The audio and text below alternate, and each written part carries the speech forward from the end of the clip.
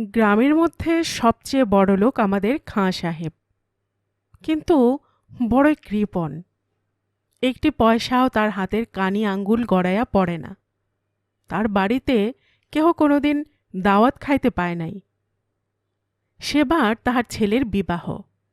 সমস্ত গ্রামের লোক আসিয়া ধরিল, খাঁ সাহেব, এবার আর আপনাকে ছাড়িব না। আপনার ছেলের বিবাহ, আমাদিগকে দই চিনি খাওয়াইতে হইবে। খাঁ সাহেব অনেক ওজোর আপত্তি করিলেন। এবছর ক্ষেতের ধান তেমন হয় নাই, পাটের দামও কম। দই চিনিটা বাদ দাও, আমি তোমাদিগকে মাছ ভাত খাওয়াইব। কিন্তু গ্রামের লোকেরা কি তাহা মানে? অগত্যা খাঁ সাহেবকে রাজি হইতে হইল। কিন্তু গ্রামের সমস্ত লোককে দই চিনি খাওয়াইতে হইলে অনেক টাকা খরচ হইবে। সারা রাত এই খরচের চিন্তায় তাহার ঘুম হইল না।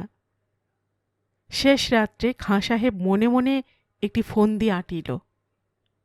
সকাল হইলে সে মতি গোয়ালার বাড়ি যাইয়া তাহাকে ঘুম হইতে জাগাইল। মতি চোখ মুছিতে মুছিতে জিজ্ঞাসা করিল, তা খাঁ সাহেব কি মনে করিয়া? খাঁ সাহেব বলিল, দেখো মতি, কাল আমার ছেলের বিবাহ, তোমাকে 10 মণ দই দিতে হইবে। মতি খুশি হইয়া বলিল, সে আর এমন বেশি কথা কি, আমি ঠিক সময়ে দই লইয়া হাজির হইব।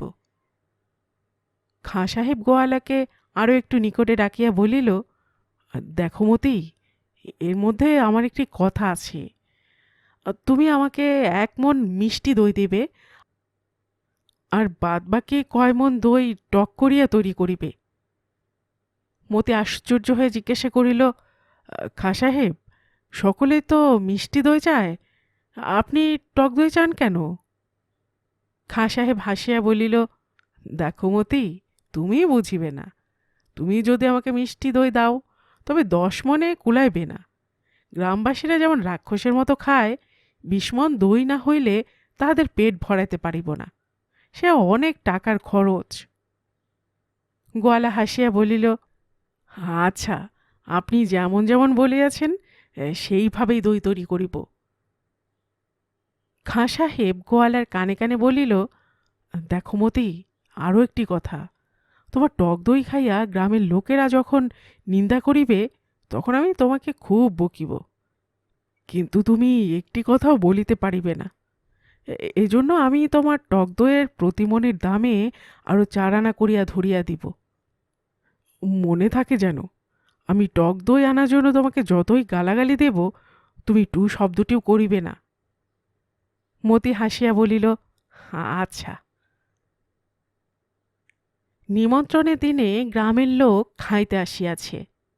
মাছ ভাত খাওয়ার পর প্রত্যেকের পাতে যখন মিষ্টি দই পড়িল, তখন সকলেই খাঁ সাহেবের তারিফ করিতে লাগিল। কিন্তু 1 চামচ 2 চামচ করিয়া যখন পাতে পাতে টক দই পড়িতে লাগিল, তখন সকল লোকের মধ্যে হইচই পড়িয়া গেল। কেহ খাওয়া ছাড়িয়া উঠিয়া পড়িল, কেহ খাঁ সাহেবকে গালি পাড়িতে লাগিল। খাঁ সাহেব তখন গোয়ালাকে ডাকিয়া খুব রাগের সঙ্গে বলিল, দেখো, তুমি এত টক দই দিয়েছ কেন?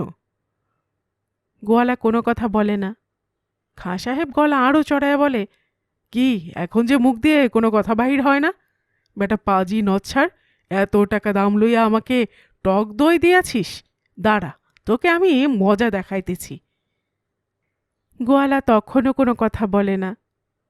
খাঁ সাহেব আরও রাগিয়া বলে, বেটা নচ্ছার, ভাবিয়াছিস তোকে আমি এমনি ছাড়িয়া দেব? এত লোকের খাওয়া নষ্ট করলি, আর শাস্তি তোকে দেব না? তাকে এভাবে বকিতে বকিতে খাঁ সাহেবের মাথা গরম হইয়া উঠিল।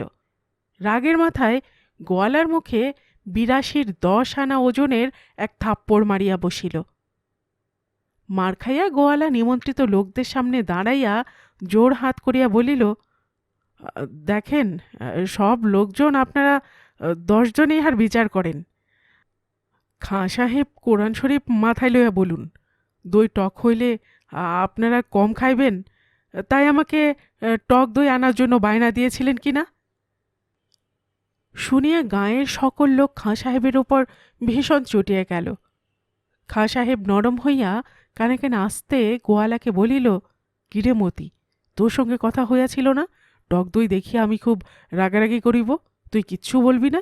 এখন কেন সকল কথা ফাঁস করিয়া দিলি? গোয়ালা আরও আস্তে আস্তে খাঁ সাহেবকে বলিল, আপনার সঙ্গে চুক্তি হয়েছিল, আপনি যতই গালাগালি করিবেন, যতই আমাকে বকিবেন ধমকাইবেন, আমি কথাটিও বলিব না। যতক্ষণ আপনি রাগারাগি করিতে থাকিবেন আমি কিছুই বলিব না।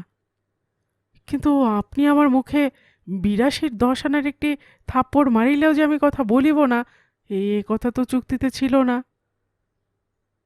গ্রামের সমস্ত লোকের কাছে খাঁ সাহেবের মাথা হেঁট হইল। স্টোরি গল্প চ্যানেলে এতক্ষণ আপনারা শুনছিলেন পল্লীকবি জসীমউদ্দীনের লেখা একটি হাসির গল্প চুক্তি। আর এতক্ষণ আমি আপনাদের গল্প পড়ে শোনাচ্ছিলাম রোমানা নুপুর।